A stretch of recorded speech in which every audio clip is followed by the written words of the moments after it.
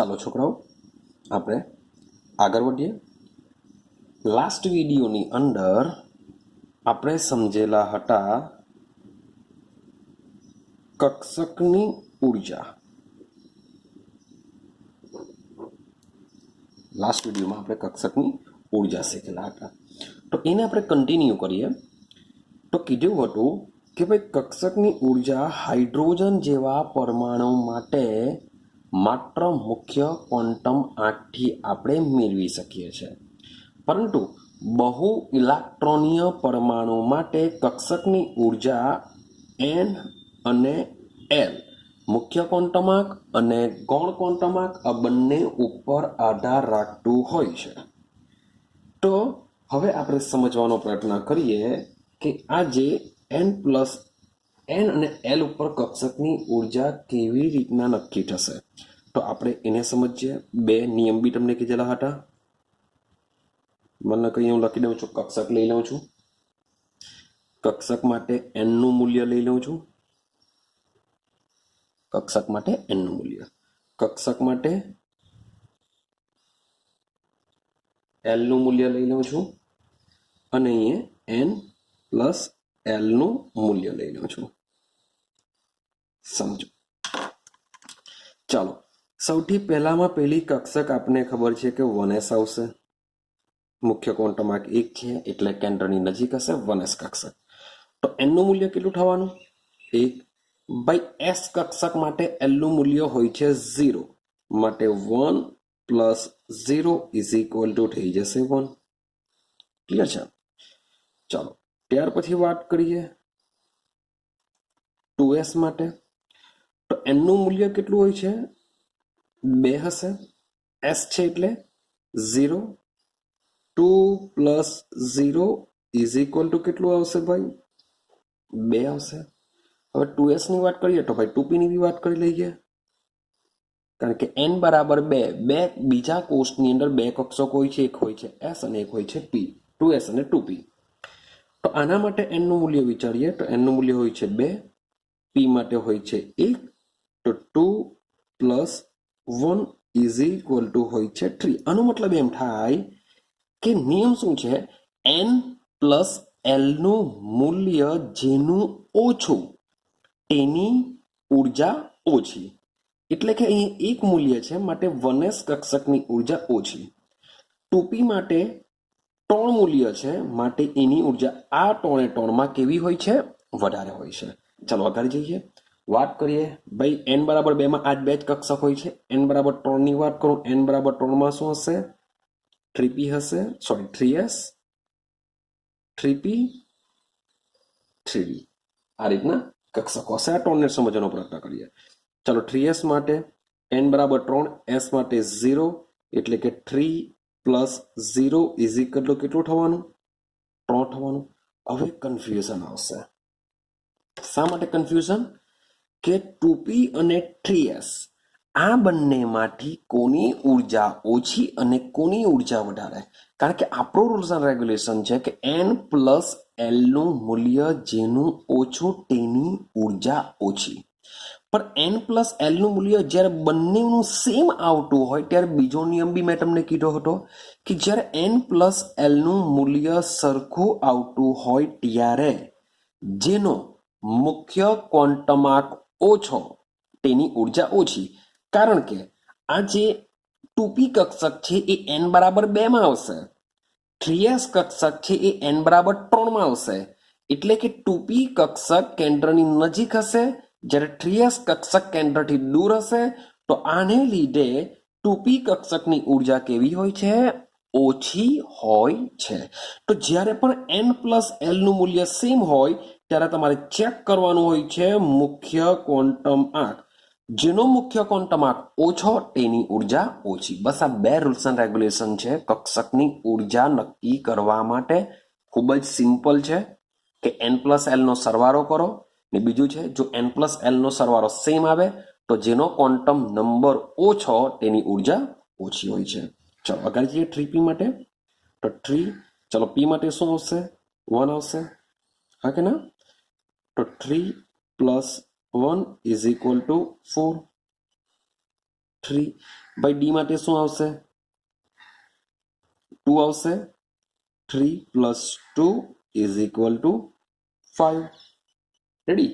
ચલો સેમ વસ્તુ માન લો કે હું 4s માટે વાત કરું, માન લો કે હું 4p માટે વાત કરું. બસ આટલી સુધી જ. હવે તમને આઈડિયા આવી જશે કે શું કહેવા માંગુ છું. તો 4s માટે શું થશે? n = 4, l થશે 0, 4 + 0 = થઈ જશે 4. ચાલો p માટે 1. તો સેમ વસ્તુ પાછું 4 + 1 = 5.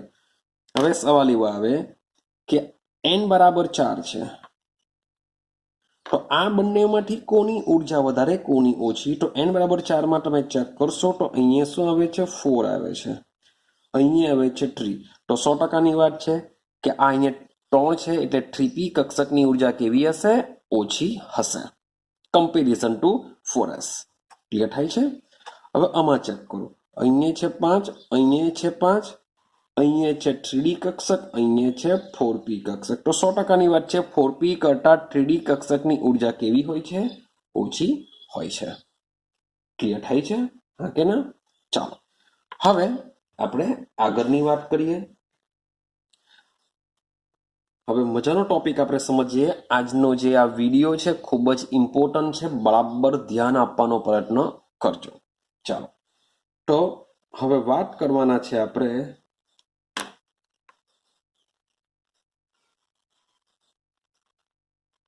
પરમાણુમાં કક્ષકોની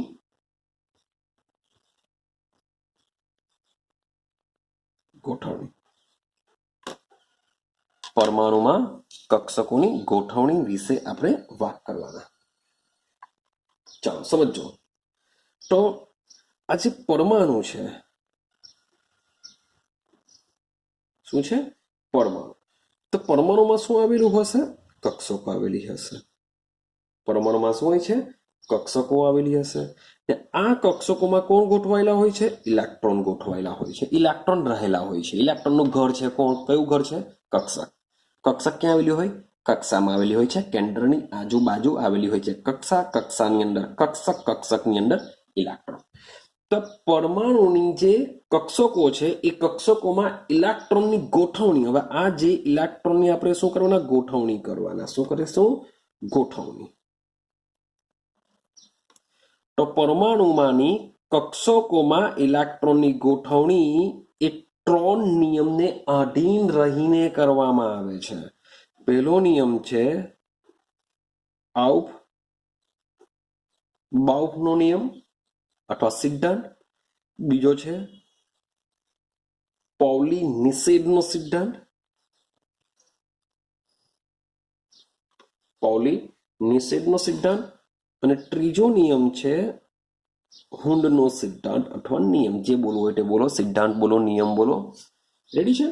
તો આ 3 નિયમોને આધીન રહીને આપણે આ કક્ષકોમાં આ જે બધી 1s 2s 2p 3s વગેરે જેવી કક્ષકો છે એ કક્ષકોમાં ઇલેક્ટ્રોનને કેવી રીતના ગોઠવવાના છે એ આપણે હવે સમજવાનું છે.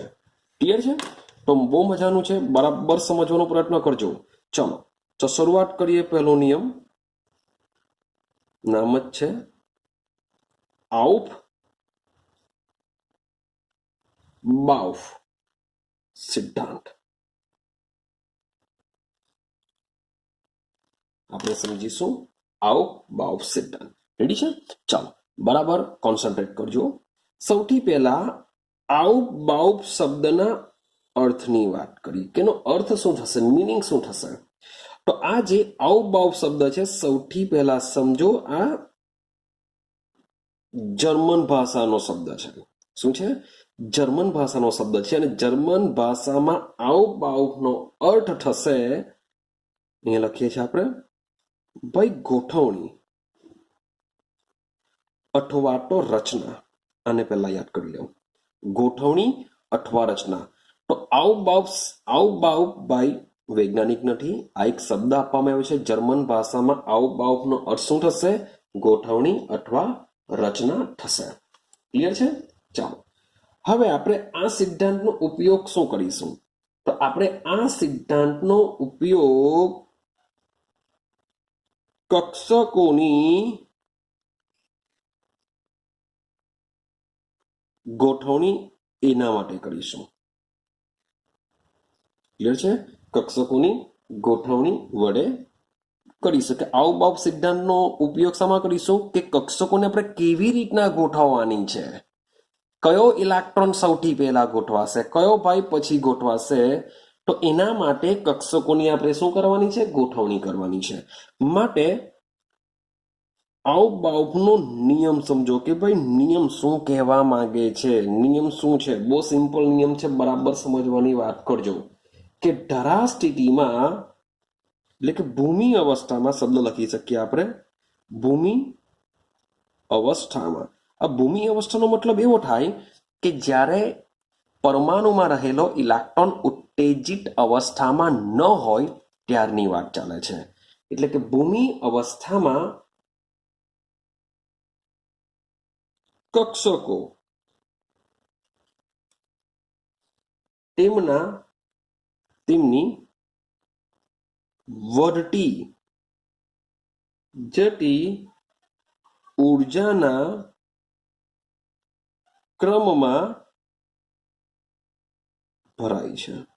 સમજો કે ભાઈ જે પણ કક્ષકો લેશો એ આપણે બધી ભૂમિ અવસ્થામાં લેશું.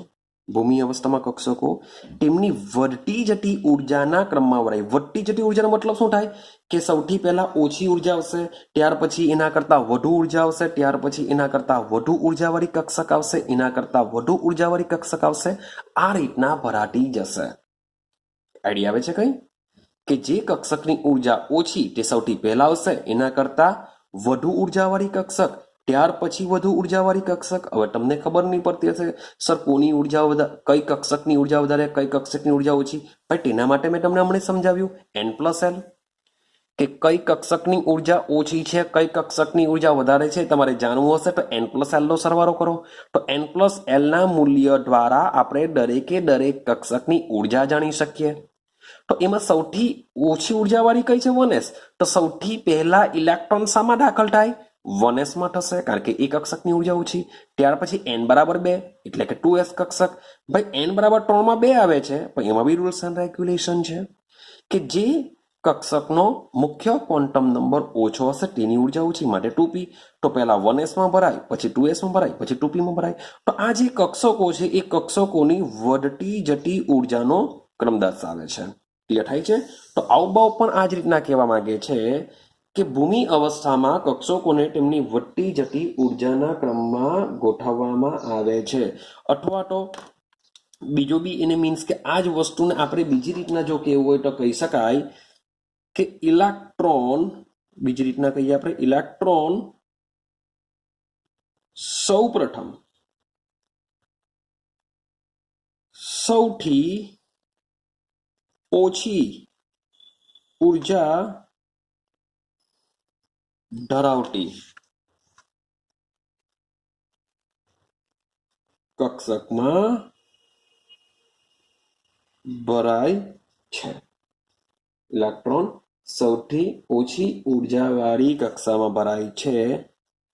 આ કક્ષક પૂર્ણ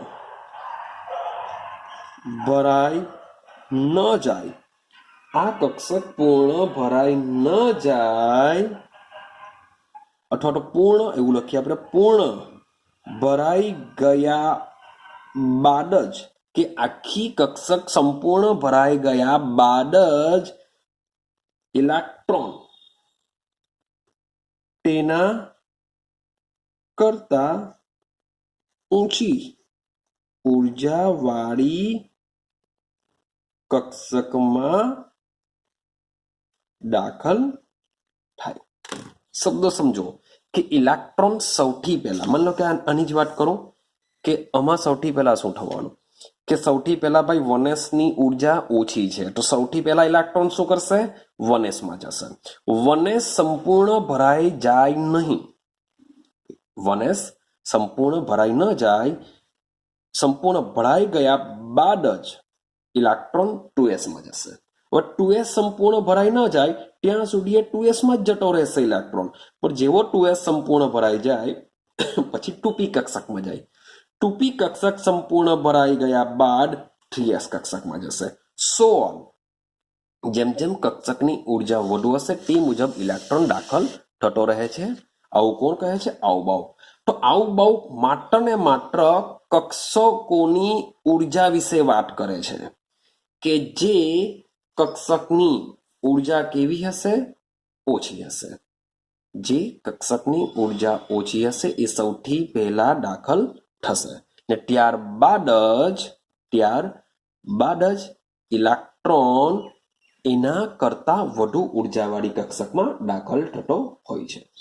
ક્લિયર થાય છે? તો સવાલ એવો આવે કે આપણે ક્રમ બનાવવો પડશે. કઈ કક્ષકની ઉર્જા વધુ હશે, કઈ કક્ષકની ઉર્જા ઓછી હશે, તો એના માટે આપણે શું કરવું પડશે? ક્રમ બનાવવો પડશે. તો આપણે ક્રમ બનાવીએ કે કક્ષકો કયા ક્રમમાં ભરાશે. તો આપણે જોઈ લઈએ ક્રમ. ને એ ક્રમ શાના આધારે હોય છે? n+l ને આધારે જ હોય છે. તો સૌથી પહેલા સમજો 1s કક્ષક હોય છે. સૌથી પહેલા 1s કક્ષક. હું લેસ ધેન શબ્દનો ઉપયોગ કરું છું. મીન્સ કે 1s કરતા 2s કક્ષકની ઉર્જા વધારે હોય છે. 2s કરતા 2p કક્ષકની હોય છે. 2p કરતા 3s ની હોય છે. 3s કરતા 3p, 3p કરતા 4s, 4s પછી આવશે 3d, 3d પછી આવશે 4p. કમસે કમ આટલી તો તમને યાદ રહેવી જ જોઈએ. કમસે કમ તમને આટલી ઇલેક્ટ્રોનિક કોન્ફિગ્યુરેશન તો યાદ રહેવી જ જોઈએ કે ભાઈ 1s પછી 2s આવે, 2s પછી 2p, 2p પછી 3s, 3s પછી 3p, પછી 4s, 3d, 4p. કારણ કે 12 સાયન્સ સુધીમાં તમે આટલી ઇલેક્ટ્રોનિક કોન્ફિગ્યુરેશન મોટે ભાગે વાપરશો. નાના પાટો એફ વિભાગ બી આવશે 12 સાયન્સમાં, પણ એ થઈ જશે. પણ વારંવાર આ જે ઇલેક્ટ્રોનિક કોન્ફિગ્યુરેશન છે એનો ઉપયોગ તમે વારંવાર કરશો. માટે આટલી કોન્ફિગ્યુરેશન, આટલી કક્ષકોની ઉર્જા તમને યાદ રહેવી જોઈએ જ. ક્લિયર થાય છે? ચાલો હવે 4p પછી શું આવશે? તો 4p પછી આવતું હોય છે 5s. એટલે કે 4p કરતા 5s ની વધારે હોય, 5s કરતા 4d ની વધારે હોય છે, 4d કરતા 5p કક્ષકની વધારે હોય છે, 5p કરતા 4f, 4f કરતા 5d હોય છે, 5d કરતા 6p, 6p પછી હોય છે 7s. શું હોય છે? 7s. 7s થી બી તમે જો અગાડી જાઓ તો આવશે શું? 5f. શું આવશે? 5f આવશે. 5f પછી આગળ જાય 6d આવશે. 6d આગળ આવશે 7p. રેડી છે? સો ઓન અગાડી આવશે 7d પછી બીજું જો 8s આવશે. શું આવશે? 8s. તો આ રીતના તમારી કક્ષકોની ઉર્જા હોય છે. હવે આને એક યાદ રાખવા માટે બી એક ટ્રીક આપવામાં આવી છે. એ ટ્રીકનો તમે ઉપયોગ કરી શકો છો. જે પણ આવબાવ દ્વારા જ દર્શાવી છે એને આપણે સમજીએ. ચાલો તો આપણે હવે સમજવાનો પ્રયત્ન કરીએ ટ્રીક, કે ભાઈ ટ્રીક શું છે. તો એના માટે આપણે શું કરવું પડશે? સમજો કેવી રીતના દોરવાનું છે. ને એક બીજી વસ્તુ કહી રાખું કે ભાઈ યાદ રાખજો, મુખ્ય ક્વોન્ટમ આંકમાં નથી જતું કે પહેલા 1 આવે, પછી 2 આવી, પછી 3 આવ્યું, પછી 4. જો 4 પછી અહીંયા 3 આવે છે, પછી 4p, 5d, પછી 4d તો ભાઈ બહુ દૂર આવે છે, 5s બી પહેલા આવી જાય છે. એટલે એવું મગજમાં નહીં રાખતા. એટલે મુખ્ય ક્વોન્ટમ આંક જેનો વધારે એની ઉર્જા વધારે એવું હોતું નથી. તમારે n+l બંનેનો ઉપયોગ કરીને આ કક્ષકોની ઉર્જા ડિસાઇડ કરવાની હોય છે. માટે આ જ ક્રમમાં કક્ષકોની આવશે. તો ભૂલ થવી ન જોઈએ. ચાલો તો હવે વાત કરીએ કે આને કેવી રીતના યાદ રાખી શકાય. તો સૌથી પહેલા તમારે શું કરવાનું છે સમજજો. સૌથી પહેલા તમારે 1, 2, 3, 4, 5, 6, 7 શું કરીશું આપણે? 7 રાઉન્ડ પાડી દઈશું. આ 7 રાઉન્ડ શું છે? આ 1s કક્ષક, 2s કક્ષક, 2p, sorry for that, 3s, 4s, 5s, 6s, 7s. તો આ રીતના શું કરીશું આપણે? 7 રાઉન્ડ દોરી દઈશું. હવે એની બાજુમાં આપણે ફરીથી પાછા દોરીશું રાઉન્ડ. પણ બાજુમાં શરૂઆત કરીશું પી કક્ષકની 2p થી, કારણ કે પી કક્ષક ક્યાંથી શરૂઆત થાય છે? 2p થી શરૂઆત થાય છે. માટે આપણે દોરીશું 3p 4p 5p 6p 7p. Clear થઈ ગયું? ચાલો હવે બાજુમાં શું આવશે? સેમ વસ્તુ ડી કક્ષક. તો ડી કક્ષકની શરૂઆત ક્યાંથી થાય? 3 થી થાય. તો 3d 4d 3d 4d 5d same 6d so on 7d બી આવશે, પણ મોટે ભાગે આપણા જેટલા બી તત્વો શોધાયેલા છે એ આમાં આવી જશે, માટે હું અહીંયા 7d લખતો નથી. તમે એમ કહેશો કે સર નહીં આવે, તો ભાઈ આવશે. નાની પણ 8d બી આવી શકે. જો ફ્યુચરમાં કોઈ તત્વ શોધાયું તો એ બધું આવી શકે, પણ આપણે જે 6d સુધી છે, તો 6d સુધીમાં બધા જ તત્વોની ઇલેક્ટ્રોનિક કોન્ફિગરેશન થઈ જ જશે, માટે આપણે એક્સ્ટ્રા લખતા નથી. ચાલો એફ કક્ષકની શરૂઆત કરી થાય 4f. રેડી? 5f. રેડી? હજુ બી 6f આવી શકે, પરંતુ આપણે જરૂર નથી. ક્લિયર છે? હવે સમજો, હવે શું કરવાનું છે બરાબર સમજો. હવે આ બાજથી ક્રોસ દોરવાનું છે. શબ્દ સમજો, ભૂલ થવી ન જોઈએ, કારણ કે છોકરાઓ આટો દોરી કાઢશે. સિમ્પલ છે. પણ જે ઇલેક્ટ્રોનિક છે તે તમારે શું કરવાનું છે? તમારે ક્રોસમાં મીન્સ કે એક લાઈન દોરવાની છે. સમજો આ રીતના ક્રોસમાં એક લાઈન દોરીશું. થઈ ગયું ક્રોસમાં? ચાલો ત્યાર પછી આ રીતના ક્રોસમાં 2s. હવે ક્રોસમાં તમે જોશો તો 3s અને 2p આવશે. તો શું કરવાનું છે? આ રીતના 3s અને 2p. રેડી? તો ત્યાર પછી ક્રોસમાં શું આવશે? 4s અને 3p આવશે. 4s અને 3p આવવાનું. પછી શું આવશે? 5s 5p 3d. આ ત્રણ કક્ષકો આવશે, જેને આપણે આ રીતના ક્રોસમાં દોરીએ. રેડી? ચાલો સેમ 6s 5f 4d આ ત્રણ કક્ષકો આવશે. રેડી? સેમ 7s વાળાની જો વાત કરું તો 7s માં 4 કક્ષકો આવતી હોય છે. રેડી? અને જે લાસ્ટની વાત કરીએ, લાસ્ટમાં શું હોય છે? 3 કક્ષકો હોય છે. ચલો હવે કરીશું શું? તો જે બી છે એ બધામાં ભાઈ નીચે તરફ તમારે તીરની નિશાની રાખવાની. શું કરીશું આપણે? નીચે તરફ તીરની નિશાની રાખીશું. એનો મતલબ શું થાય કે ભાઈ આ બાજુથી ઇલેક્ટ્રોન જાય છે આ બાજુ, બધી જ કક્ષકમાં એક જ તરફ, કે જે ઇલેક્ટ્રોન જે ભરાશે એ એમની દિશામાં ભરાય છે. હવે થશે શું? કેવી રીતના? તો જેવો સૌથી પહેલા ઇલેક્ટ્રોન આ કક્ષકમાં ભરાશે, આ કક્ષક સંપૂર્ણ ભરાઈ ગયા બાદ ફરીથી પાછો ઇલેક્ટ્રોન શામાં જશે? આમાં આવશે, એટલે કે 2s માં જશે. 2s બાય સંપૂર્ણ ભરાઈ ગયા બાદ જે તમારો ઇલેક્ટ્રોન છે એ ઇલેક્ટ્રોન ક્યાં જશે? 2p માં જશે. ક્યાં જશે? 2p. 2p પછી 3s માં જશે. યાદ રાખજો, સમજ જશે? 2p માં જશે, 2p પછી 3s માં જશે. 3s સંપૂર્ણ ભરાઈ ગયા બાદ ઇલેક્ટ્રોન શામાં જશે? 3p 4s. એટલે કે પહેલા 3p ભરાશે, પછી 4s ભરાશે. સેમ સોન આ જ રીતના તમે બધા ભરતા જશો. રેડી આવે છે? આ રીતના તમે બધી કક્ષકો મીન્સ કે ભરતા જશો તો તમને આઈડિયા આવી જશે કે તમને કક્ષકોની ઉર્જાનો જે ક્રમ છે એ ક્રમ તમને મળી જશે. ક્લિયર થાય છે? હા કે ના? તો આ છે આપણો અવબાઉનો સિદ્ધાંત છે. ક્લિયર થઈ ગયું? ચાલો હવે આપણે નેક્સ્ટ નિયમને સમજવાનો પ્રયત્ન કરીએ. હજુ બી કેમ? જો સૌથી પહેલા સમજ હશે 1s કક્ષકમાં 1s કરતા કોની ઉર્જા વધારે હોય છે? 2s. એટલે કે 1s ભરાઈ ગયા બાદ 2s માં જશે. 2s પછી જતો હોય છે 2p. 2p પછી શામાં જાય? 3s. 3s પછી શામાં જાય? 3p. 3p પછી શામાં જાય? 4s. ભાઈ 4s પછી શામાં જાય? 3d. 3d પછી શામાં જાય? 4p. ચલો 4p પછી શામાં જાય? 5s. 5s પછી શામાં જાય? 4d. 4d પછી શામાં જાય? 5p. 5p પછી શામાં જશે? 6s.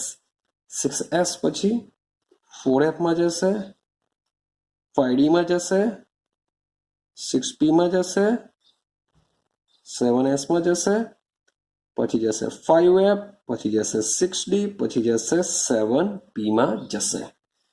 કઈ ખબર પડે છે? તો આ રીતના શું થશે? કક્ષકોમાં ઇલેક્ટ્રોન ભરાતા જશે. જે આ ક્રમ આપેલો છે એ શું છે? કક્ષકોની ઉર્જા. હવે તમે કક્ષકોની ઉર્જાને n+l પ્રમાણે પણ ચેક કરશો તો પણ સેમ આ જ બેઠો ક્રમ બનતો હોય છે. ક્લિયર છે? તો આ છે આઉબાઉફનો સિદ્ધાંત. ચાલો હવે આપણે નેક્સ્ટ નિયમ પર જઈએ. એ નેક્સ્ટ નિયમ છે આપણો પાઉલી નિષેધનો સિદ્ધાંત અથવા તો પાઉલીનો નિષેધનો નિયમ. ये સિદ્ધાંત લેવ જે બી લેવ તે. ચાલો આને સમજવાનો પ્રયત્ન કરીએ. શું કહેવા માંગે છે પાઉલીનો નિષેધનો નિયમ? તો મજાનો નિયમ છે, આને બી તમારે સમજવું પડશે. ચાલો તો સૌથી પહેલા આ જે નિયમ છે એ નિયમ શા માટે આવ્યો છે એને સમજો. જેમ આઉબાઉફનો નિયમ શાના માટે આવ્યો હતો? તો કક્ષકોની ઉર્જા દર્શાવવા માટે આવ્યો હતો. સેમ આ જ પ્રમાણે પાઉલી નિષેધના નિયમની જો વાત કરીએ તો પાઉલી નિષેધનો નિયમ સમજો. કક્ષકોમાં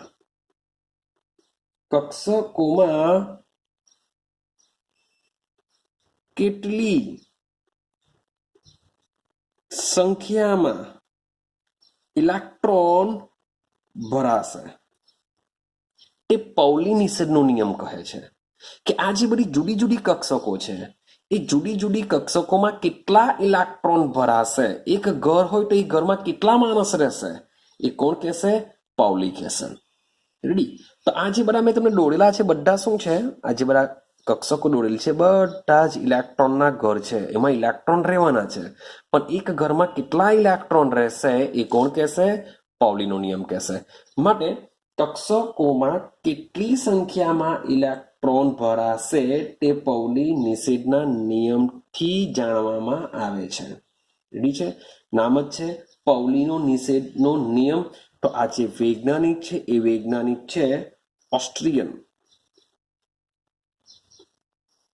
ઓસ્ટ્રિયન વૈજ્ઞાનિક છે જેનું નામ છે વુલ્ફગેંગ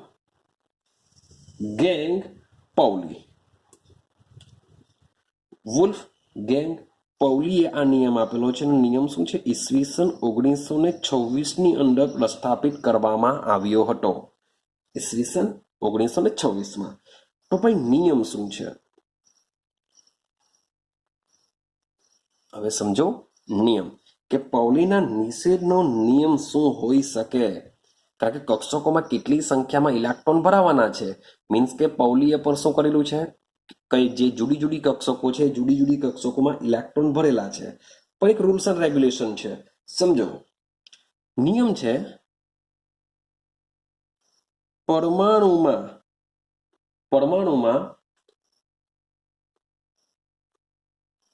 કોઈ પણ શબ્દ છે કોઈ પણ બે ઇલેક્ટ્રોનના પરમાણુની અંદર માની લો કે 100 ઇલેક્ટ્રોન આવેલા છે. 100 તો આ 100 ઇલેક્ટ્રોન માંથી કોઈ પણ બે ઇલેક્ટ્રોનના ચારેય ક્વોન્ટમ આંક એટલે કે આપણા n, l, ml, s આ જે ચારેય ક્વોન્ટમ આંક છે એ ચારેય ક્વોન્ટમ આંકનો સેટ એટલે કે ચારે ચાર એક સાથે હોય તો એ સેટ એક સરખો હોઈ શકે નહીં. પરમાણુમાં કોઈ પણ બે ઇલેક્ટ્રોનના ચારેય ક્વોન્ટમ આંકનો સેટ એક સરખો હોઈ શકે નહીં. આને સમજવાનો પ્રયત્ન કરીએ. માની લો કે હું એક્ઝામ્પલ તરીકે માની લો કે કાર્બન લો. કાર્બન Z બરાબર 6 તો એમાં 6 ઇલેક્ટ્રોન આવેલા હશે. રેડી? તો 6 ઇલેક્ટ્રોન કેવી રીતના ગોઠવાશે? તો માની લો કે 1s માં 2 જશે. એકચ્યુઅલી પાઉલીનો નિયમ કહેવા માંગે છે કે કોઈ પણ બે ઇલેક્ટ્રોન એટલે કે કોઈ એક કક્ષકમાં વધુમાં વધુ કેટલા ઇલેક્ટ્રોન જશે? 2 ઇલેક્ટ્રોન જશે, માટે હું 1s લખું છું. સેમ 2s2 લખી દઉં છું. 2 ને 2 4, હજુ બીજા 2 બાકી રહ્યા. તો સૌથી પહેલા શામાં જાય? 1s માં જશે, પછી 2s માં જશે, પછી 2p માં કેટલા જશે? 2, કારણ કે ટોટલ 6 જ ઇલેક્ટ્રોન ભરવાના છે, માટે 2. ક્લિયર થઈ ગયું? આ રીતના એની કોન્ફિગરેશન છે. સમજો હું હવે આની અને આની કમ્પેરિઝન કરું. સૌથી પહેલા આની કમ્પેરિઝન કરું 1s ને 2s, તો આ બે કક્ષકોમાં તો 100% n જ અલગ પડી ગયો. આમાં n બરાબર 1, આ બેની કમ્પેરિઝન કરું છું, તો આમાં n બરાબર 2, આમાં n બરાબર 2. તો આ તો ભાઈ આના ઇલેક્ટ્રોન અને આના ઇલેક્ટ્રોન તો જુદા જુદા થઈ ગયા. રેડી? ચાલો, એટલે ભલે l બરાબર 0 હોય, અહીંયા બી l બરાબર 0 હોય, ml બરાબર બી 0 છે, અહીંયા બી ml બરાબર 0 હોય. રેડી? પણ n કેવા છે? અલગ અલગ છે, એટલે કે ચારેય ક્વોન્ટમ સમાન નહીં થયા. ચાલો, તો સમજીએ ભાઈ આ બેમાં કમ્પેરિઝન કરી જોઈએ. હવે આપણે શામાં કમ્પેરિઝન કરીએ? 2s અને 2p માં. ચલો, n બરાબર 2, પેલામાં બી n બરાબર 2, s કક્ષક છે એટલે l બરાબર 0, તો અહીં l બરાબર કેટલો થવાનો? ભાઈ 1 થવાનો. ભાઈ આ અલગ થઈ ગયા, જો ચેક કરો આ બંનેમાં. તો આ બી કેવા છે? અલગ અલગ કેવા છે? ભલે ml નું મૂલ્યની વાત કરીએ, ml નું મૂલ્યમાં 0 આવશે, જ્યારે એમાં ml નું મૂલ્ય -1 બી હોઈ શકે, +1 બી હોઈ શકે, 0 બી હોઈ શકે. તો ml બી અલગ અલગ થઈ ગયો. રેડી? ચાલો, હવે માની લઈએ કે ચાલો ભાઈ કઈ નહીં, આ તો ખાલી કોઈ પણ 2 ઇલેક્ટ્રોન કીધેલા છે, તો માની લો કે 1s ના જ 2 ઇલેક્ટ્રોનની કમ્પેરિઝન કરીએ. તો 1s ના જો 2 ઇલેક્ટ્રોનની સમજો, તો માની લો કે 1s ના 2 ઇલેક્ટ્રોન 1s, તો ભાઈ n બરાબર 1 આ એક ઇલેક્ટ્રોન માટે, આ બીજા ઇલેક્ટ્રોન માટે, આ ઇલેક્ટ્રોન છે, આ બીજો ઇલેક્ટ્રોન, આ પહેલો ઇલેક્ટ્રોન. તો n બરાબર 1, તો ભાઈ આમાં બી n બરાબર, ભાઈ અહીંયા 2 છે એટલે 2 નહીં આવે. હા, તો ખાલી સંખ્યા લખેલું છે કે આ એક ઇલેક્ટ્રોન, આ બીજો ઇલેક્ટ્રોન. તો આના માટે બી 1s છે એટલે n બરાબર 1, આના માટે બી 1s છે એટલે n બરાબર 1. રેડી? ભાઈ આના માટે બી l બરાબર 0, આના માટે પણ l બરાબર 0, કારણ કે s કક્ષક છે. ભાઈ આના માટે બી ml બરાબર 0, આના માટે બી ml બરાબર 0, કારણ કે ભાઈ s કક્ષક છે. ભાઈ વાત સાચી, 3 ક્વોન્ટમ આર્ક સેમ થઈ ગયા. પણ જે ચોથો ક્વોન્ટમ આર્ક છે, સ્પિન ક્વોન્ટમ આર્ક, એમાં એક ઇલેક્ટ્રોન, યાદ રાખજો, એક ઇલેક્ટ્રોનનું ભ્રમણ જો ઘડિયાળના કાંટાની દિશામાં હોય, તો બીજા ઇલેક્ટ્રોનનું ભ્રમણ કેવું હોય છે? ઘડિયાળના કાંટાની વિરુદ્ધ દિશામાં હોય છે. જે હવે આપણે સમજીએ. પાઉલી આવું કહે છે કે કોઈ પણ કક્ષકમાં વધુમાં વધુ 2 જ ઇલેક્ટ્રોન રહી શકે. કેમ? કારણ કે 2 ઇલેક્ટ્રોનમાં જે ચોથો ક્વોન્ટમ આર્ક છે, ચોથો ક્વોન્ટમ આર્ક કોઈ પણ દિવસ સમાન હોઈ શકતો નથી. ભલે 3 સમાન હોય, પણ ચોથો શું હશે? અલગ અલગ હશે. માટે બંને ઇલેક્ટ્રોન કેવા થઈ જશે? અલગ અલગ થઈ જશે. માટે કક્ષકમાં વધુમાં વધુ કેટલા ઇલેક્ટ્રોન સમાઈ શકે? 2 જ ઇલેક્ટ્રોન સમાઈ શકે, એવું કોણ કહે છે? પાઉલી નિષેધનો નિયમ કહે છે. તમે સેમ 2s માટે કમ્પેરિઝન કરશો, તો એમાં બી ms અને ms આ બેની વેલ્યુ કેવી આવશે? અલગ અલગ આવશે. કોઈ એકની +1 હાફ હશે, તો કોઈ એકની -1 હાફ હશે. ક્લિયર થાય છે? 2p માં પણ તમને સેમ આ જ પ્રકારે જોવા મળશે. ક્લિયર થાય છે? તો હવે સમજો, આને આપણે જરાક બીજી રીતે લખીએ, તો જોજો કેવી રીતના થશે. તો એક જ કક્ષકમાં માત્ર 2 જ ઇલેક્ટ્રોન સમાઈ શકે. અહીંયા ઇલેક્ટ્રોન શબ્દ લખવો પડશે, હું ખાલી સિમ્બોલ લખું છું, મારો સમય નહીં બગડે એટલા માટે. તો એક જ કક્ષકમાં માત્ર 2 જ ઇલેક્ટ્રોન સમાઈ શકે, અને આ ઇલેક્ટ્રોનના ભ્રમણ એક બીજાથી વિરુદ્ધ દિશામાં હોવા જોઈએ. તો જે 2 ઇલેક્ટ્રોન છે, જે તમે એક જ કક્ષકમાં 2 ઇલેક્ટ્રોન ભરો છો, એ બંને ઇલેક્ટ્રોનના જે સ્પિન છે, એ સ્પિન એકબીજાથી કેવી હોવી જોઈએ? વિરુદ્ધ હોવી જોઈએ. તો આને કહેશું પાઉલી નિષેધનો નિયમ. ક્લિયર છે? તો મેં તમને હમણાં સમજાવું કે આ જે 2 ઇલેક્ટ્રોન છે, એ 2 ઇલેક્ટ્રોનનો મુખ્ય ક્વોન્ટમ આર્ક સેમ હોઈ શકે. જોજો, એક જ કક્ષકના બે ઇલેક્ટ્રોનની વાત ચાલે છે. જુદી જુદી કક્ષકમાં તો જુદા જુદા જોવાના, પણ એક જ કક્ષકના જે બે ઇલેક્ટ્રોન છે એ બે ઇલેક્ટ્રોનનો મુખ્ય ક્વોન્ટમ આર્ક સેમ હોઈ શકે, ગૌણ ક્વોન્ટમ આર્ક સેમ હોઈ શકે, ચુંબકીય ક્વોન્ટમ આર્ક સેમ હોઈ શકે, પરંતુ સ્પિન ક્વોન્ટમ આર્ક 100% શું હશે? જુદા જુદા જ હશે ને એકબીજાથી વિરુદ્ધ જ હોય છે. ક્લિયર છે? તો કક્ષકમાં ઇલેક્ટ્રોનની સંખ્યા, પૌલીનો સિદ્ધાંત આપણને પેટા કોષમાં કેટલા ઇલેક્ટ્રોન રહી શકે એમાં બી મદદ કરશે.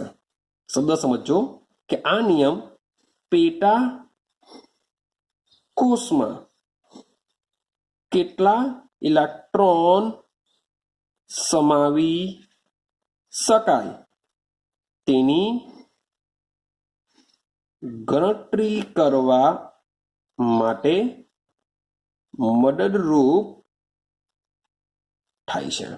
તેની ગણતરી બી આપણે કરી શકીએ છીએ.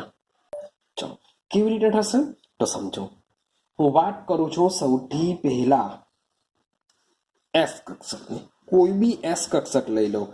આ એસ કક્ષકની કોઈ પેટા કક્ષક નથી. એસ કક્ષકની કોઈ પેટા કક્ષક નથી. એસ જાતે પોતે એકલી જ છે, એક. તો એક જ કક્ષક છે, એમાં ભાઈ બે ઇલેક્ટ્રોન સમાઈ શકાય. તો ટોટલ ઇલેક્ટ્રોન કેટલા થઈ ગયા? ભાઈ બે ઇલેક્ટ્રોન ભરાય. તો કોઈ પણ જે પણ એસ કક્ષક હશે એ એસ કક્ષકમાં વધુમાં વધુ કેટલા ઇલેક્ટ્રોન ભરાવી શકાય? બે જ ઇલેક્ટ્રોન ભરાશે. રેડી? હવે વાત કરીએ પી કક્ષક. કોઈ બી પી કક્ષક લઈ લો, 2p, 3p, 4p, 5p, 6p, 10p, 11p, મે બી ફ્યુચરમાં શોધાય તો ઇલેક્ટ્રોન તત્વ શોધાય તો પી કક્ષક લઈ લઈએ.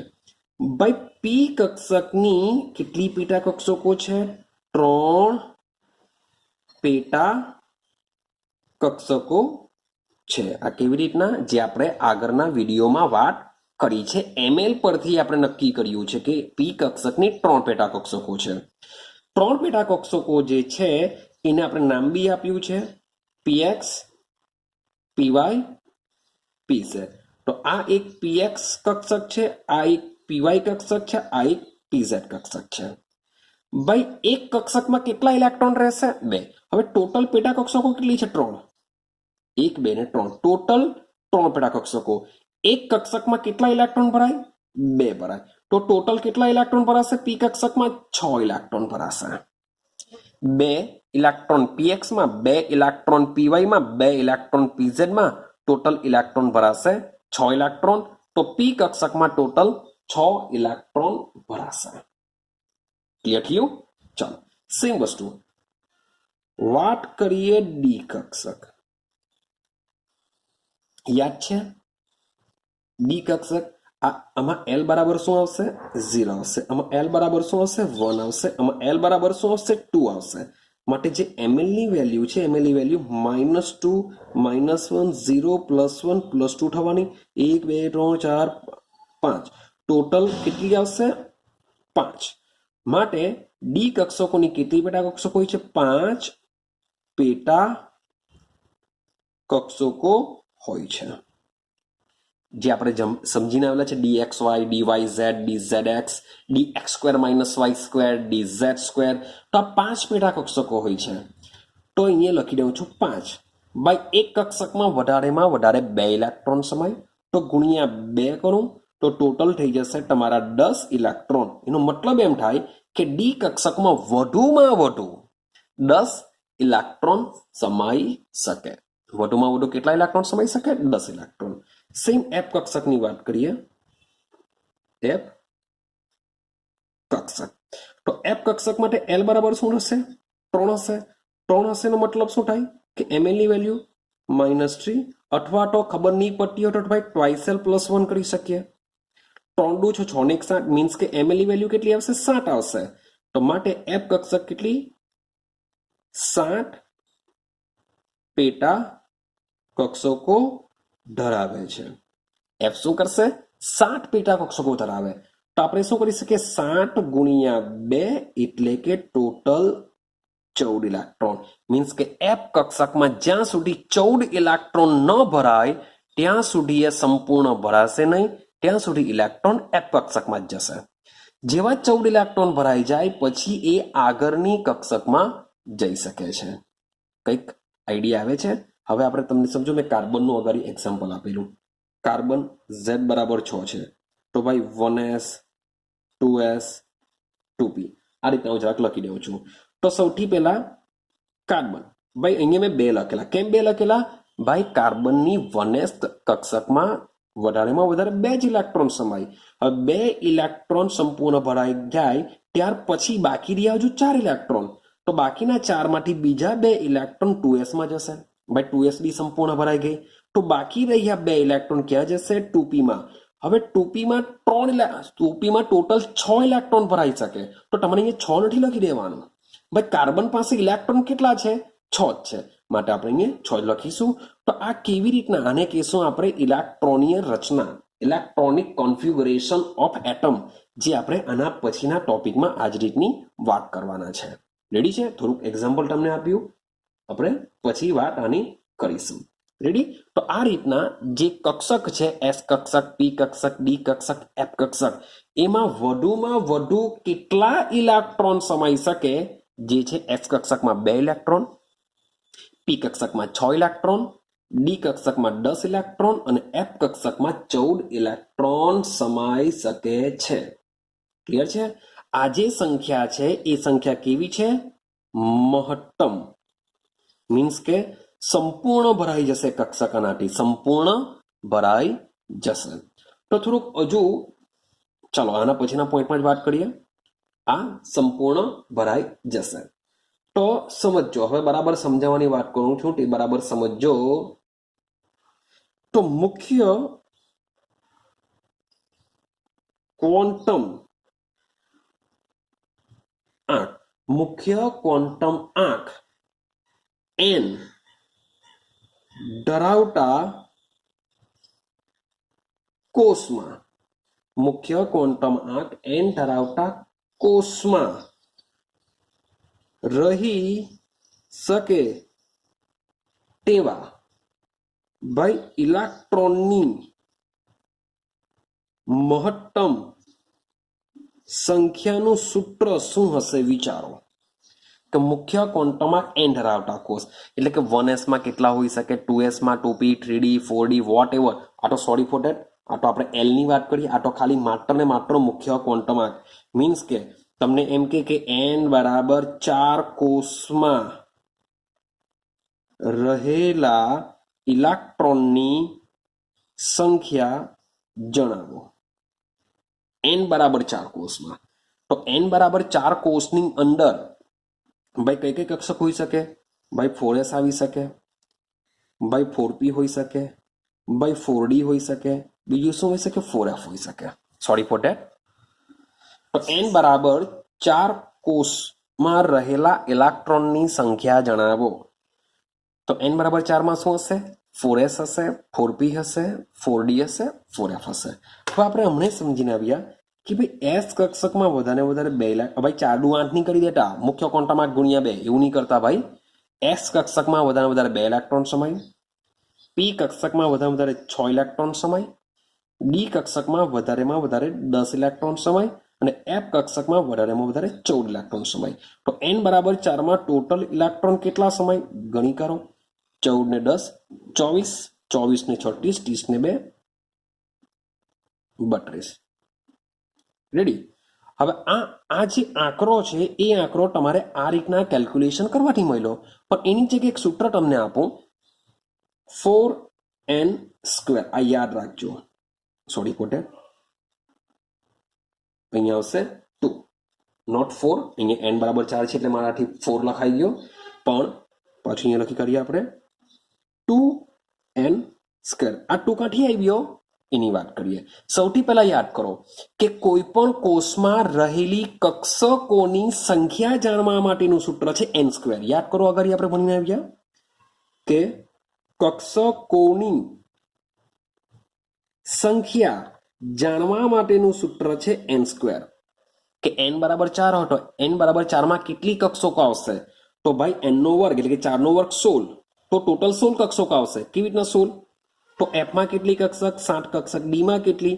5 કક્ષક, પી માં કેટલી 3 કક્ષક, એસ માં કેટલી 1 કક્ષક, આનો સરવાળો કરશો તો આન્સર આવશે 16. ક્લિયર છે? હવે 16 કક્ષક છે, એક કક્ષકમાં 2 ઇલેક્ટ્રોન ભરાય તો મારે ગુણ્યા 2 કરવા પડે, તો 16 દુ 32 તો જ આવશે. તો ભાઈ આ જે 2 છે માટે અહીંયા 2 લખવામાં આવે છે કે એક કક્ષકમાં વધુમાં વધુ કેટલા ઇલેક્ટ્રોન સમાય છે? 2 જ ઇલેક્ટ્રોન સમાય છે. 2 જ ઇલેક્ટ્રોન સમાય છે માટે અગાડી 2 આવશે. અને કક્ષકોની સંખ્યા જાણવાનું સૂત્ર હતું n², માટે કક્ષકોમાં રહેલા ઇલેક્ટ્રોનની મહત્તમ, શબ્દ બોલું છું, મહત્તમ સંખ્યા જાણવા માટેનું સૂત્ર બની જશે 2n². આઈડિયા આવે છે કેવી રીતના આવેલું છે તે? કક્ષકોની સંખ્યા જાણવા માટે n², પણ એ કક્ષકોમાં કેટલા મહત્તમ ઇલેક્ટ્રોન સમાઈ શકાય તો એના માટે 2n² આવશે. ને તમે આ રીતના કેલ્ક્યુલેશન કરશો તો આન્સર આવી જશે. હવે સમજો અહીંયા 4 છે એટલે 4 નો વર્ગ ગુણ્યા 2, તો જો 2 ગુણ્યા 16 આન્સર આવી જશે 32. તો અહીંયા તમારા 32 છે, અહીંયા બી 32 આવી જશે. તો આ રીતના એકદમ શોર્ટકટ રીત દ્વારા આ બધું કરવાની કોઈ જરૂરત નથી. ખાલી 2n² કરશો એટલે ઇલેક્ટ્રોનની સંખ્યા મળી જાય, અને n² કરશો એટલે શું મળી જશે? કક્ષકોની સંખ્યા મળી જશે. હવે તમને એમ પૂછે કે L કોષમાં મહત્તમ કેટલા ઇલેક્ટ્રોન આવેલા હોય L કોષમાં, તો તમે વિચાર કરશો કે સર આ બધું તો કંઈ આપ્યું જ નથી. અરે આપેલું છે, દિમાગ ચલવું કે ભાઈ કેન્દ્રની આજુબાજુનું જે પહેલું ચકડું છે જેને આપણે n=1 કહીએ છીએ, જે આપેલો હોય છે કે કોષ. ભાઈ કેન્દ્રની આજુબાજુનું બીજું ચક્ર લઈ લો n=2, તે હોય છે L કોષ. K કોષ, L કોષ, M કોષ, N કોષ. આઈડિયા છે?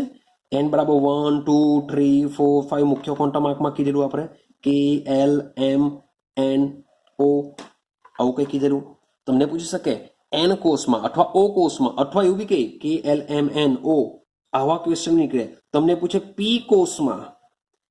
કોષમાં રહેલા મહત્તમ ઇલેક્ટ્રોનની સંખ્યા જણાવો, તો તમે શું કરી દેશો કે ભાઈ 6 લખીને નહીં આવશો, 6 લખીને આવી જશો. જો તમને પૂછે P પેટા કોષમાં, શબ્દ જોજો, તમને પૂછે P પેટા કોષમાં રહેલા મહત્તમ ઇલેક્ટ્રોનની સંખ્યા, પેટા કોષમાં છે માટે 6 આવશે, પણ P કોષમાં રહેલા મહત્તમ ઇલેક્ટ્રોનની સંખ્યા, P કોષ એટલે કે n=6 થશે. હવે n=6 થાય તો સૂત્ર છે આપણું n² × 2 એટલે કે 2n². તો તમે વિચારો 2 ગુણ્યા n કેટલા છે? 6. 6 નો વર્ગ કેટલો? 36. 36 દુ 72. તો આમાં ઇલેક્ટ્રોન આવી જશે 72. ખબર પડે છે કઈ? તો આમાં કન્ફ્યુઝન નહીં થશે. P પેટા કોષ છે અને P કોષ છે, તો એ તમારે ધ્યાન આપવું પડશે કે P પેટા કોષ એટલે કે PX PY PZ ની વાત ચાલે છે, અને P કોષ એટલે કે n=6 ની વાત ચાલે છે. સેમ વસ્તુ કેપિટલ N આપેલો છે, સ્મોલ n આપેલો છે, તો આઈડિયા આવી જશે.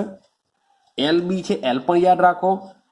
ક્લિયર છે કે L કોષમાં, L કોષ આવે એટલે n=2 એટલે કે 2n² જો વાપરો તો 8 ઇલેક્ટ્રોન આવશે. 8 ઇલેક્ટ્રોન કેવી રીતના? 2 ઇલેક્ટ્રોન 2s માં જશે, 6 ઇલેક્ટ્રોન 2p કક્ષકમાં જશે, ટોટલ 8 ઇલેક્ટ્રોન. તો આ મુજબના ઘણા બધા ક્વેશ્ચન પણ તમને પૂછાવાની શક્યતા રહેતી હોય છે. રેડી છે? તો આ નિયમ નંબર 2 છે. હવે લાસ્ટ નિયમની વાત કરીએ આપણે. લાસ્ટ નિયમ છે આપણો હુન્ડનો મહત્તમ ભ્રમણનો નિયમ. ચાલો ભાઈ હુન્ડ શું કહે છે એને સમજવાનો પ્રયત્ન કરીએ કે હુન્ડનો નિયમ શું છે. ચાલો સમજો બરાબર. સૌથી પહેલા આ જે નિયમ છે, આ નિયમ શાની વાત કરે છે એને આપણે સમજીએ. તો સમજો આ નિયમ શું કહે છે. આ નિયમ સૌથી પહેલા પેટા કોષ માટે છે. આ નિયમ શાના માટે છે? પેટા કોષ માટે. જેમ આઉબાઉબનો નિયમ કક્ષકોની ઉર્જા વિશે છે, પૌલી નિષેધનો નિયમ કક્ષકોમાં કેટલી સંખ્યામાં ઇલેક્ટ્રોન ભરાશે તેના માટે છે, તેમ હુન્ડનો નિયમ પેટા કોષ માટે છે.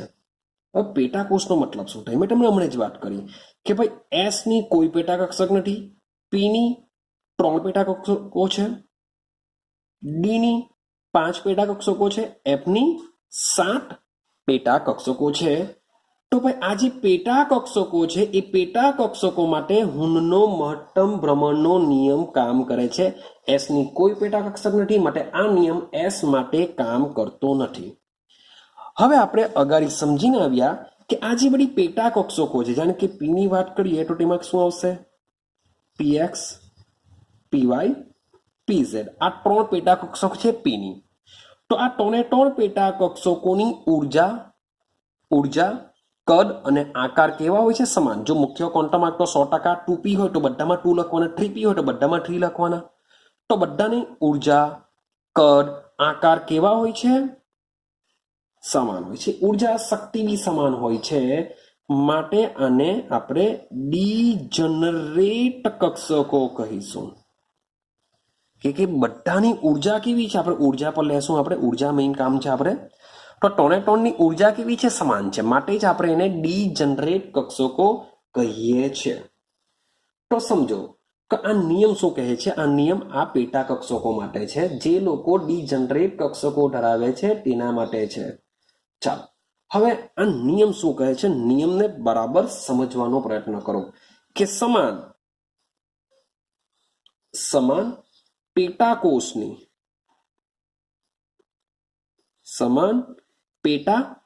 એટલે કે પી, ડી અને એફ ની વાત ચાલશે. એસ માં કોઈ પેટા કક્ષક નથી, એસ ની વાત ચાલશે નહીં.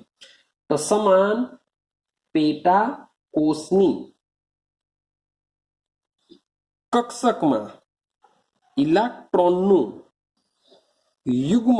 યુગ્મનનો મતલબ થાય જોડકું, એટલે કે એક કક્ષકમાં 2 ઇલેક્ટ્રોન, યુગ્મન.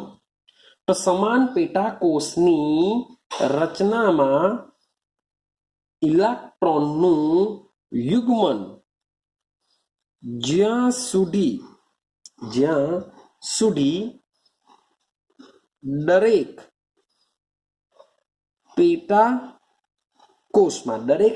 પેટાકોષમાં એક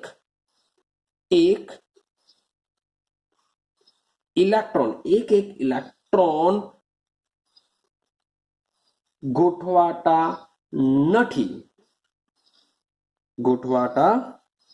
નથી ત્યાં સુધી થતું નથી. આ એનો નિયમ છે. તમને ખાલી 1 માર્ક્સમાં હુનનો મહત્તમ ભ્રમણનો નિયમ, તો નિયમ તમારે આટલું જ લખવું પડશે. તમને પાઉલીનો નિયમનો પૂછાય તો પાઉલીના નિયમમાં 2 પોઈન્ટ લખેલા છે કે ચારે ક્વોન્ટમ આંક સમાન ન હોઈ શકે, અને કક્ષકોમાં વધુમાં વધુ 2 જ ઇલેક્ટ્રોન સમાઈ શકે, અને 2 ઇલેક્ટ્રોનના અને આ બંને ઇલેક્ટ્રોનની સ્પિન એકબીજાથી વિરુદ્ધ દિશામાં રહે છે. તેનો નિયમ છે, એ નિયમ લખવો પડશે. તો સમજો આ નિયમ શું કહેવા માંગે છે કે સમાન પેટાકોષની કક્ષકમાં, હવે શરૂઆત કરું પી. ભાઈ પી પાસે કેટલી છે? પીએક્સ, પીવાય અને પીઝેડ. આ 3 પેટા કક્ષકો છે. હવે ટોટલ પી માં ઇલેક્ટ્રોન કેટલા સમાય? ટોટલ ભાઈ 6 ઇલેક્ટ્રોન ભરાય, એવું આપણે સમજીને આવ્યા છે હમણાં સુધી. 6 ઇલેક્ટ્રોન ભરાશે. હવે નિયમ શું કહેશે? આ ટોનેટોનની ઉર્જા કેવી છે? સમાન છે. ટોનેટોન સમાન ઉર્જા ધરાવે છે, એટલે કે જેટલી પીએક્સ ની હશે એટલી જ પીવાય ની હશે, એટલી જ પીઝેડ ની હશે. તો સૌથી પહેલો ઇલેક્ટ્રોન આપણે શું કરીશું? આમાં ભરીએ. ટોટલ 6 ઇલેક્ટ્રોન ભરાશે, તો પહેલો ઇલેક્ટ્રોન આમાં ભરું. ભાઈ બીજો ઇલેક્ટ્રોન આમાં ભરું. ભાઈ 2 નંબર નહીં લખતો, અહીંયા 1 ભરું છે, એટલે કે ટોટલ 2 થયા. ભાઈ ત્રીજો ઇલેક્ટ્રોન આમાં ભરાશે. એવું નથી કે સૌથી પહેલા પીએક્સ માં 2 ભરાઈ જાય, પછી પીવાય માં 2 ભરાય ને પછી પીઝેડ માં 2 ભરાય. આ ખોટું છે. પહેલા 2 ઇલેક્ટ્રોન ભરાતા નથી. પહેલા શું કરશે? 1 ઇલેક્ટ્રોન ભરાશે. આ જ નિયમ છે કે સમાન પેટાકોષની કક્ષકમાં ઇલેક્ટ્રોનનું યુગ્મન એટલે કે ઇલેક્ટ્રોનનું જોડકું ક્યાં સુધી ન થાય? કે જ્યાં સુધી પેટાકોષમાં એક ઇલેક્ટ્રોન ગોઠવાતા નથી. કે પહેલા એક ઇલેક્ટ્રોન ગોઠવાશે, પછી બીજો ઇલેક્ટ્રોન આમાં આવશે, પછી પાછો ઇલેક્ટ્રોન જો હોય તો અહીંયામાં આવશે, પછી પાછો ઇલેક્ટ્રોન હોય તો આમાં જશે. સેમ આપણે કાર્બનિક કોન્ફિગરેશન જોઈએ. ચાલો 1s 2s. હવે 2p ને જરાક સિસ્ટમેટિક 2px 2py 2pz આ રીતના હું દર્શાવું છું. સમજો આવું બધું આપણે આના પછીના નિયમમાં ભણવાના છે, તો આને સમજો. ચાલો, ટોટલ નંબર કેટલો? 6. મીન્સ કે આમાં 6 ઇલેક્ટ્રોન મારે ભરવાના છે. તો 6 ઇલેક્ટ્રોન ભાઈ એસમાં કેટલા ભરાય? 2 ભરાય. ભાઈ 2s માં કેટલા ભરાય? 2 ભરી જ દેવા પડે, કારણ કે એસ ની કોઈ પેટા કક્ષક નથી. હવે પી ની પેટા કક્ષક છે 3 ને 3 ની ઉર્જા કેવી છે? સમાન છે. માટે હજુ બાકી કેટલા રહ્યા? 2 ઇલેક્ટ્રોન બાકી રહ્યા. તો ભાઈ 1 ઇલેક્ટ્રોન 2px માં ભરાય, 1 ઇલેક્ટ્રોન 2py માં ભરાય. આ 2pz ખાલી રાખવી પડશે, એમાં ઇલેક્ટ્રોન આપણે નહીં ભરી શકીએ, કારણ કે બધા આવી ગયા છે 6 ઇલેક્ટ્રોન. હા, જો નાઇટ્રોજનની વાત કરતા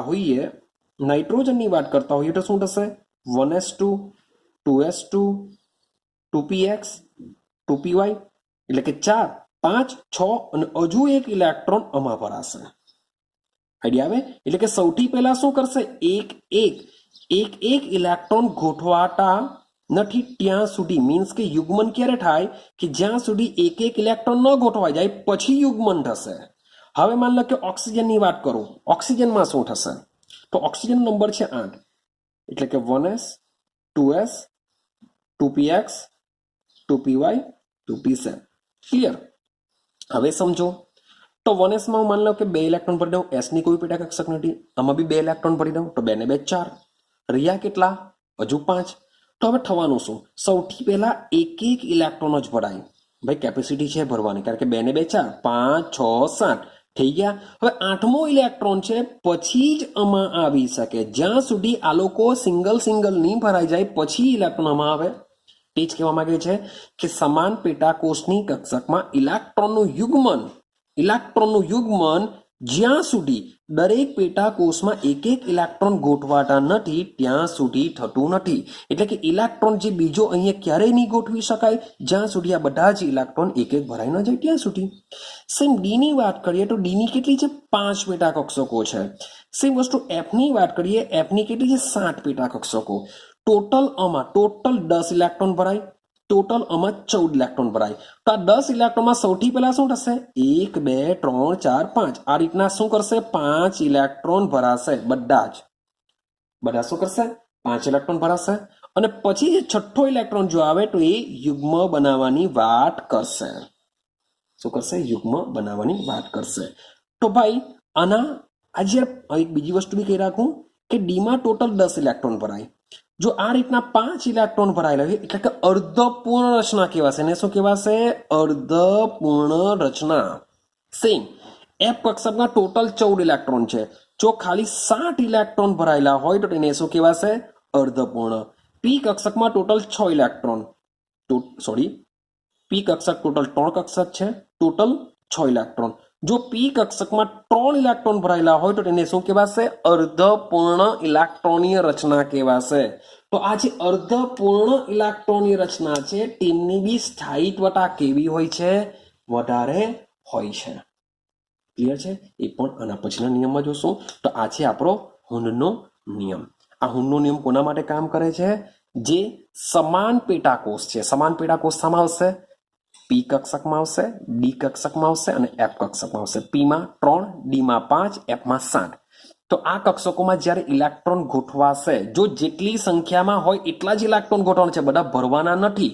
પણ જ્યારે ભરાશે ત્યારે સૌથી પહેલા આમાં એક ઇલેક્ટ્રોન ભરવામાં આવે છે ને એક ઇલેક્ટ્રોન ભરાઈ ગયા બાદ જ યુગ્મિત કરવામાં આવે છે. આ નિયમને કહેવાશે હુન્ડનો મહત્તમ ભ્રમણનો નિયમ. તો આઈ હોપ સો કે આ જે 3 નિયમ છે એ 3 નિયમ જો તમને આવડે તો જ તમે પરમાણુની જે કક્ષકો છે એ કક્ષકોમાં ઇલેક્ટ્રોન ગોઠવી શકશો, જેને આપણે કહેશું પરમાણુની ઇલેક્ટ્રોનીય રચના. તો હવે એના નેક્સ્ટ લેક્ચરમાં આપણે સમજવાનો પ્રયત્ન કરશું પરમાણુની ઇલેક્ટ્રોનીય રચના કે પરમાણુમાં ઇલેક્ટ્રોન કેવી રીતના ગોઠવાશે. અને એક આપણો લાસ્ટ પોઈન્ટ બાકી રહેશે, અર્ધપૂર્ણ ભરાયેલી કક્ષકોની સ્થાયિત્વતા શું હોય છે. મેં તમને સમજાવ્યું કે અર્ધપૂર્ણ, તો એ ટોપિક બી હવે પછીનો બાકી રહેશે. તો કાલના વિડીયોની અંદર આપણે આ 2 પોઈન્ટ કવર કરીશું અને ચેપ્ટર નંબર 2 ને આપણે કમ્પ્લીટ કરી દેશું. રેડી છે? તો મળીશું આપણે નેક્સ્ટ વિડીયોની અંદર. અને નેક્સ્ટ વિડીયો આપણો હશે છેલ્લા પોઈન્ટનો પરમાણુની ઇલેક્ટ્રોનની રચના જે તમને 12 સાયન્સ બી બાય આવવાની જ છે, અને આ જે અર્ધપૂર્ણ રચના છે એ પણ તમને 11 સાયન્સના ઘણા બધા ચેપ્ટરમાં બી કામ આવશે, સાથે સાથે 12 સાયન્સમાં પણ આ બધા પોઈન્ટ તમને કામ લાગતા હોય છે.